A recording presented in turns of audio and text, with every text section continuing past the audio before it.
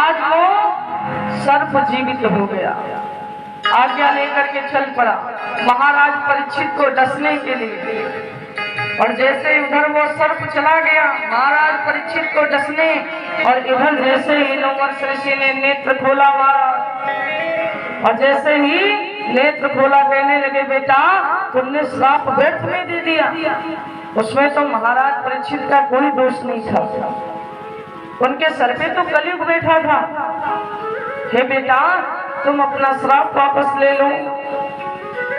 उनके पुत्र कहने लगे पिताश्री श्राप तो नहीं वापस हो सकता, धनुष से निकला हुआ बाण कभी वापस नहीं होता, माता पिता के मुख से निकला हुआ श्राप कभी वापस नहीं होता, ब्राह्मणों के मुख से निकला हुआ श्राप कभी वापस नहीं होता। ये अपना असर किसी ना किसी दिन अवश्य दिखाते हैं। इसलिए कहने लगे हे पिताश्री मेरा श्राप तो वापस नहीं हो सकता, लेकिन जब अगर माता पिता श्राप मान लो गलती से निकल गया, ब्राह्मणों के मुख से गलती से श्राप निकल गया, तो हमारा संतों का काम है, माता पिता का काम है, ब्राह्मणों का काम है, अगर कोई अगला क्षमा मांग रहा है तो माफ कर दे। कहने लगे बेटा श्राप नहीं वापस हो सकता है, लेकिन उपाय तो बता सकते हो श्राप से बचने का।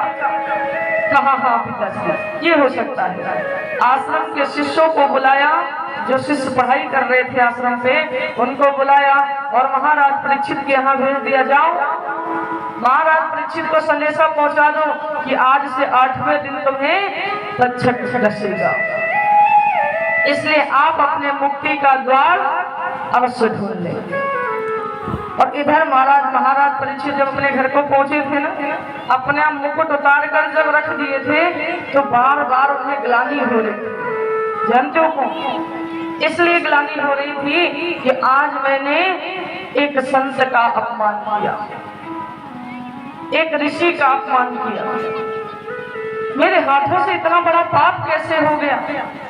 जिन हाथों से मैं संतों की सेवा करता था, ब्राह्मणों का सम्मान करता था, ऋषियों का सम्मान करता था, आज मेरे इन्हीं हाथों से उनका अपमान कैसे हो गया।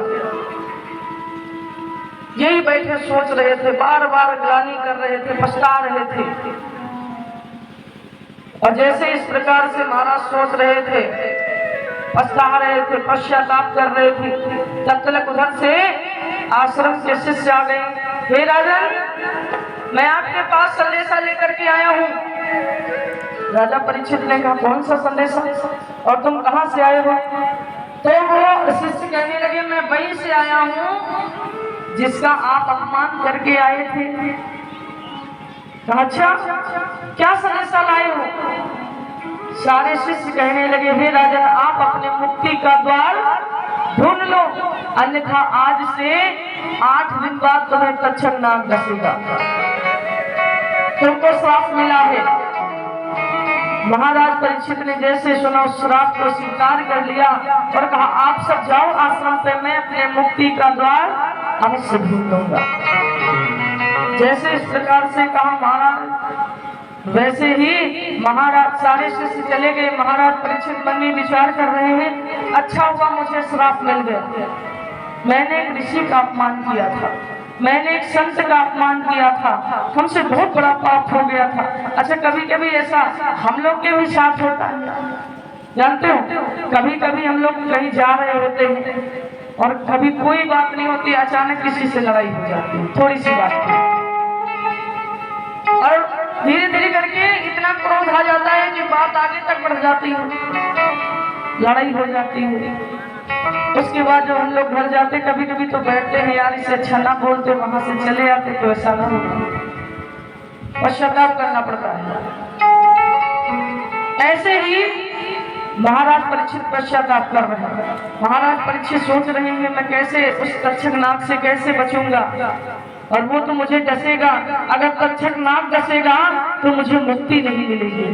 कहते हैं जिसकी अकाल मृत्यु होती है ना वो भटकता रहता है, उसकी आत्मा को शांति नहीं मिलती है।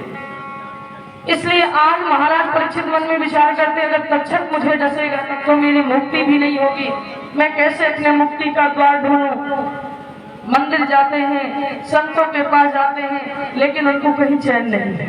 लेकिन महाराज, अगर कोई भगवान का भक्त है और भगवान के मंदिर पहुंच गया, ध्यान लगा कर बैठ गया, तो उसे वो शांति मिलेगी जो कहीं पर भी नहीं मिल सकती। कभी कभी ऐसा होता है ना, जब हमारे ऊपर बहुत बड़ी आपदा आती है तो हमारे साथी, रिश्तेदार, नातेदार साथ छोड़ देते हैं, और जिन्हें हम जानते नहीं, जो हमारे खाली मित्र थे और उनको अचानक हमारी दोस्ती हुई, वो हमारा साथ दे देते हैं। दोस्त ऐसे होने चाहिए जो बिगड़े में काम आए, जो बने बने पे काम आए। ऐसे दोस्त किसी काम के नहीं महाराज, जो बिगड़े में काम आए, आपके बिगड़े में आपका साथ दें, आपके संकट में आपका कंधे से कंधे मिला के साथ दें। ये नहीं जब तक पैसा है तब तक मित्र हैं, पैसा खत्म हो गया तो ये दुश्मन हो गए। ऐसे मित्र कभी नहीं होना चाहिए। क्योंकि महाराज कहते हैं ना कि अगर किसी के घर में अचानक बढ़िया